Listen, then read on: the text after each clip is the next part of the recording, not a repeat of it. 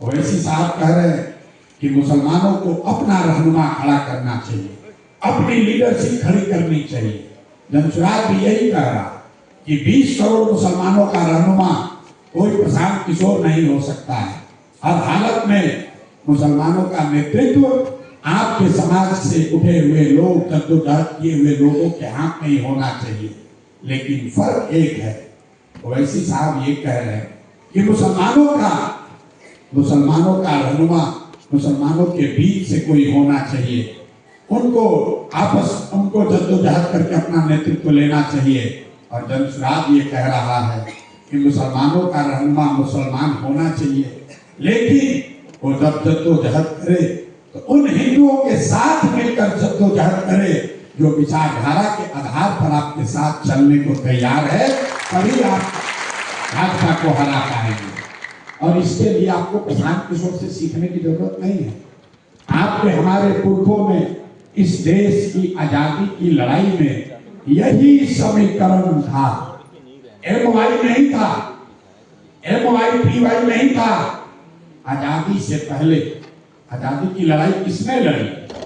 आजादी की लड़ाई लड़े गांधी के जो मानने वाले लोग थे, उन्होंने आजादी की लड़ाई लड़ी।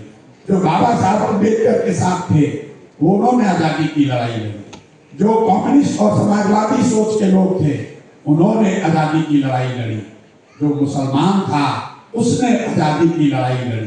तो जैसे देश को आजाद करने के लिए इन 4 विचारधारा के लोग मुसलमानों के साथ मिलकर लड़े, उसी तरह अगर आप बिहार में और बिहार से आगे भाजपा से अगर आप लड़ाई लड़ना चाहते हैं, तो एक बार इस बात पर को जांचिए, परखिए और एक बार भरोसा करके ये गठजोड़ बनाइए। आपको आगे का रास्ता अपने आप दिख जाएगा, अपने आप आपको जीत होगी। ये जो MY समीकरण में आप फंसे हैं, इससे कुछ होने वाला नहीं भाई। MY समीकरण कहीं है ही नहीं। अब YM समीकरण है। जहां पर Y है वहां पर मुसलमान मुकम्मल वोट दे रहा है, लेकिन जैसे ही मुसलमान खड़ा होता है, आधे से ज्यादा Y समाज के लोग भाजपा को वोट दे देते हैं। कुछ लोग ये बताते हैं कि ये यादव आपके साथ धोखा कर रहा है। मैं कैमरे पर आपको कह रहा हूं कि नहीं, यादव समाज के लोग आपके साथ धोखा नहीं कर रहे। अगर आप MY के जगह किसी दूसरे हिंदू समाज के साथ भी गठजोड़ बना लीजिए तो भी यही होगा। अगर आप ब्राह्मणों के साथ, फॉरवर्डों के साथ, दलितों के साथ, OBC के साथ समीकरण बना लीजिए तो भी यही होगा। क्यों? क्योंकि आधे से करीब आधा हिंदू, जिसमें सभी जाति के हिंदू हैं, वो विचारधारा के आधार पर आज भाजपा को वोट दे रहे हैं। आपको लगता है कि सब आदमी जाति पर वोट देता है। मुसलमान होने के नाते आप अपने घर पर बैठकर 1 मिनट विचार कीजिए कि अगर हर व्यक्ति, अगर हर हिंदू जाति पर वोट दे रहा है, तो उत्तर प्रदेश और बिहार में मोदी जी को वोट दिया किसने? मोदी जी के जाति का तो एक भी हिंदू यूपी बिहार में नहीं रहता। तो जो हिंदू मोदी को वोट दे रहा है, वो जाति के आधार पर नहीं दे रहा है, वो भाजपा की विचारधारा के आधार पर दे रहा है। तो भैया, लोहे को लोहा काटता है। अगर विचारधारा वाली व्यवस्था को हराना है तो आपको विचारधारा आधारित ही समीकरण बनाना पड़ेगा। नहीं बनाइएगा, सफलता नहीं मिलेगी। आप देख रहे हैं कि जनसुराज में कितनी बड़ी संख्या में हिंदू समाज के लोग जुड़ रहे हैं। वो कोई हमारे जाति के नहीं है, वो हमारी जाति के लिए नहीं जुड़ रहे हैं, वो हिंदू मुसलमान के नाम पर नहीं जुड़ रहे हैं, वो अगले पिछड़े के नाम पर नहीं जुड़ रहे हैं। वो इस विचारधारा से जुड़ रहे हैं जिसमें आपके बच्चों की बात हो रही है, जिसमें बिहार के विकास की बात हो रही है, जिसमें ये बताया जा रहा है कि मोदी वोट ले रहे हैं बिहार में और फैक्ट्री लगा रहे हैं गुजरात में।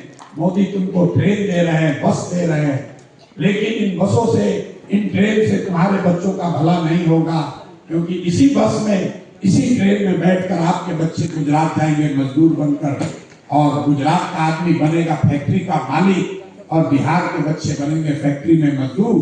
हिंदुओं को ये बात समझ में आ रही है। अब समय है कि जो मुस्लिम समाज है वो इस बात को देखे, समझे, पढ़े, और कल जब इतिहास लिखा जाए ये ना हो जाए कि ना भैया जनसुराज को जीता, इतिहास को लिखा गया, भाजपा तो हारी लेकिन मुसलमान किनारे बैठा रह गया। आपको ये निमंत्रण देने आए, लेके रखिए, जीतेगा जनसुराज, कोई उपाय नहीं, जीतेगा जनसुराज ही। इसलिए नहीं कि हम बहुत बड़े कारकुन हैं, इसलिए नहीं कि हम बहुत होशियार हैं, इसलिए इस्लाम में भी तो कहा गया ईमानदारी से किया गया जद्दोजहद कभी खाली नहीं जा सकता। और पिछले 3 वर्ष में प्रशांत किशोर ने, जनसुराज के साथियों ने ईमानदारी से पसीना बहाया है, जद्दोजहद करी है, समाज को जगाने का, सुधारने का प्रयास किया। अब आपकी जिम्मेवारी है, आप इससे जुड़िए। कुछ लोगों ने कहा कि प्रशांत किशोर ने कहा है कि मुसलमानों का वोट नहीं चाहिए। बिल्कुल, फिर अभी हमको कोई काम ना आते तो भैया इसको क्लैरिफाई कर दीजिएगा, हम क्लैरिफाई नहीं करते। जो बात बोली है कमरे के अंदर भी वही बोलते हैं, बाहर भी वही बोलते हैं। बिल्कुल, चुनाव जीतने के लिए मुसलमानों के वोट की जरूरत नहीं है। मुसलमानों की वोट, मुसलमानों के साथ की जरूरत व्यवस्था को बदलने के लिए है, चुनाव जीतने के लिए नहीं। लेकिन मुसलमानों के हालात को देखिए, आपके लिए अच्छी बात कही गई तो आपको उल्टा समझ में आ रहा है।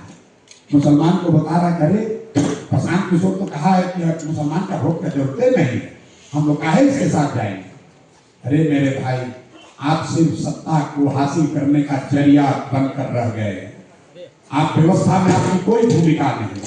आपके हालात तो इतने खराब हो गए कि आपसे कोई वोट मांगने भी नहीं आ रहा, आपसे कोई वोट मांगने भी नहीं आ रहा। आप खुद ही भाजपा के डर से वोट किए जा रहे। तो प्रशांत किशोर और दूसरे में क्या फर्क है? फर्क बस इतना ही है कि वो आपको बता रहे हैं कि भाई भाजपा से डरो, भाजपा से डरो और हमारी तादाद का हिस्सा बनो। प्रशांत किशोर कह रहे हैं कि अल्लाह से डरो और हक के साथ खड़े हो जाओ।